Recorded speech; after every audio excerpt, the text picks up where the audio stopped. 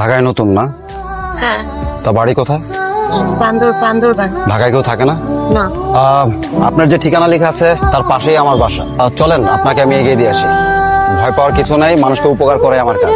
না না, আমাকে বলে দেন, আমি যেতে পারবো। আপু এত কিছু নিয়ে একা যেতে পারবেন না, বললাম তো ভয়ের কিছুই নেই। চলেন তো। ভাইয়া, আমি চলে যেতে পারবো, আপনি আমাকে অ্যাড্রেসটা বলে দেন। ঢাকা শহরে ফ্রিতে একটা গাছের পাতাও না। আমি ফ্রিতে উপকার করতে চাইছি, ধরেন এটা আমার একটা দায়িত্ব। পুরান আপু, এখান থেকে মাত্র 5 মিনিটের রাস্তা। চলেন তো, দেন তো। বলেন, এটা আপনার হোস্টেল, ঠিকানাটা মিলিয়ে নিন। Thank you.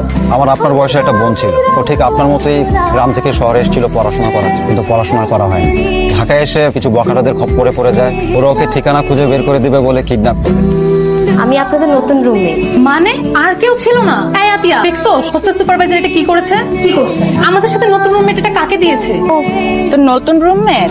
হ্যাঁ। কোন দেশে এটা? চাইনিজ না জাপানিজ?